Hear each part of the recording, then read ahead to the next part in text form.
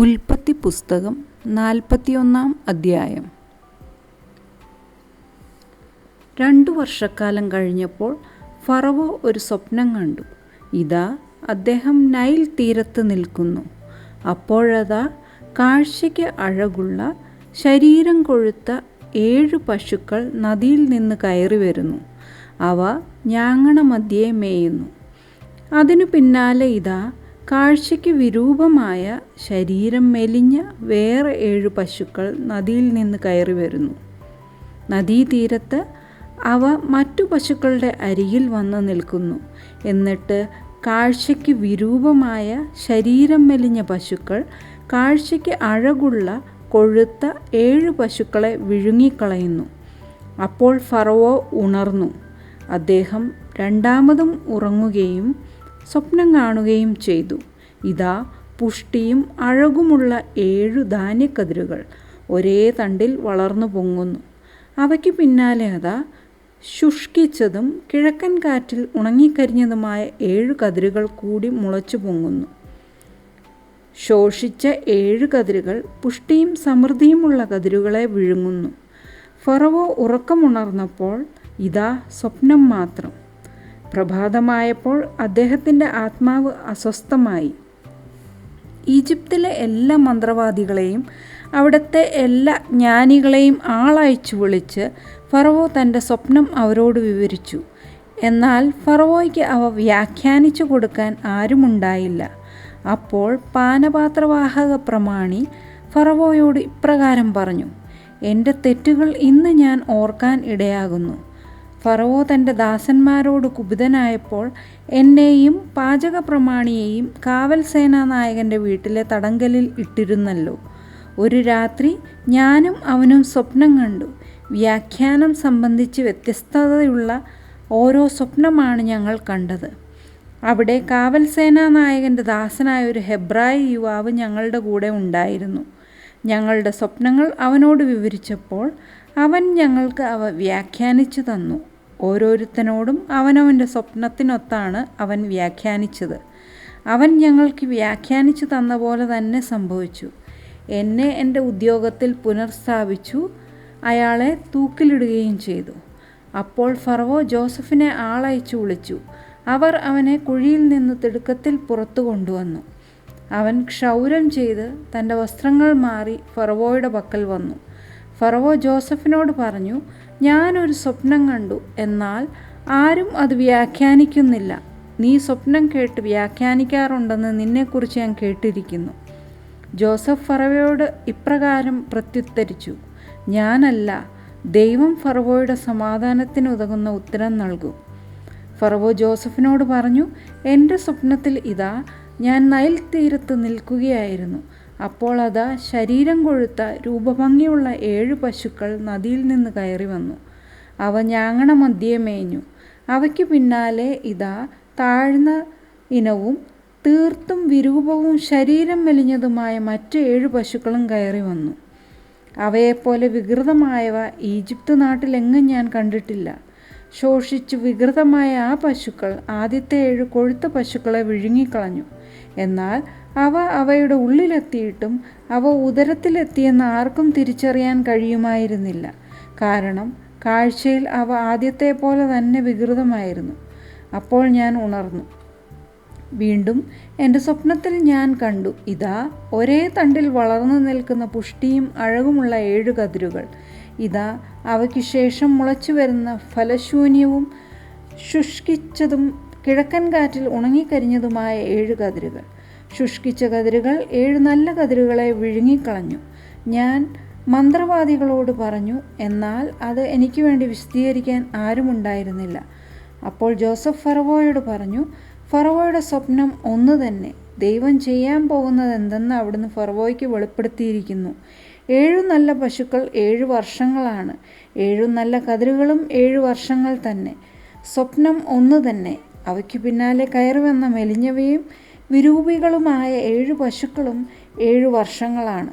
പതിരു നിറഞ്ഞതും കിഴക്കൻ കാറ്റിൽ ഉണങ്ങിക്കരിഞ്ഞതുമായ 7 കതിരുകൾ ക്ഷാമത്തിൻ്റെ 7 വർഷങ്ങളാണ്.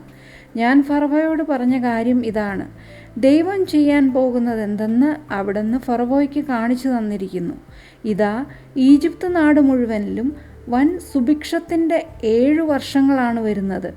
അവയ്ക്കു ശേഷം ക്ഷാമത്തിൻ്റെ 7 വർഷങ്ങൾ ഉയർന്നു വരും. ഈജിപ്ത് നാട്ടിലെ സകല സമൃദ്ധിയും വിസ്മൃതമാകും. ക്ഷാമം നാടിനെ കാർന്നെടുക്കും. പിന്നാലെ വരുന്ന ആ ക്ഷാമത്തിനു മുമ്പിൽ നാട്ടിലെ സമൃദ്ധി അറിയപ്പെടുകയേ ഇല്ല. കാരണം അത് അതിരൂക്ഷമായിരിക്കും.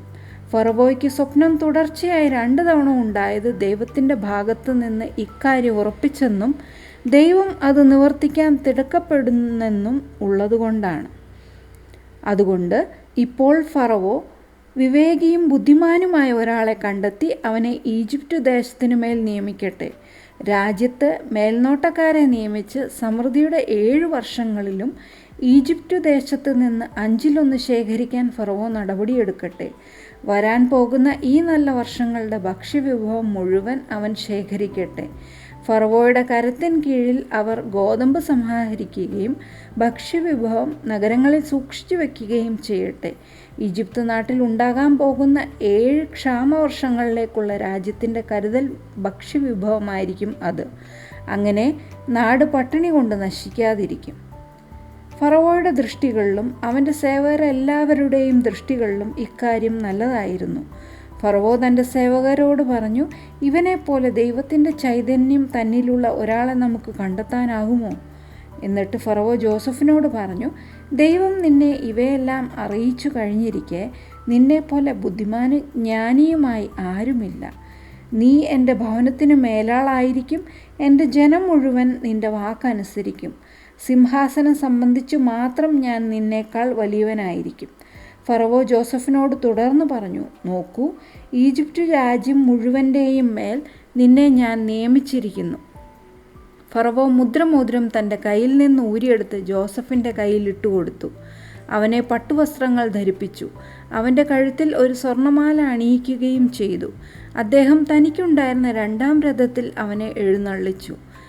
അവ്രേക്ക് എന്ന് അവർ അവനു മുമ്പേ വിളിച്ചു പറഞ്ഞുകൊണ്ടിരുന്നു.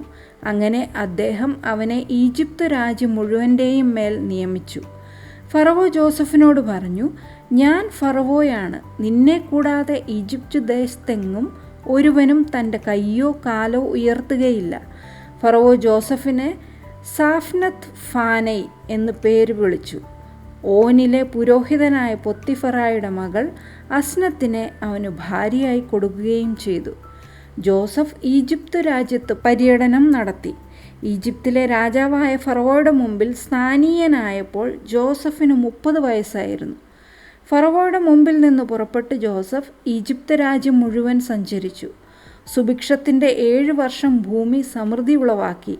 ഈജിപ്ത് ദേശത്തുണ്ടായിരുന്ന 7 വർഷത്തെ ഭക്ഷ്യവിഭവമെല്ലാം അവൻ ശേഖരിച്ചു.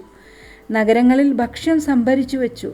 നഗരത്തിന് ചുറ്റുമുള്ള വയലുകളിലെ ഭക്ഷ്യം അതിനുള്ളിൽ തന്നെ സൂക്ഷിച്ചു.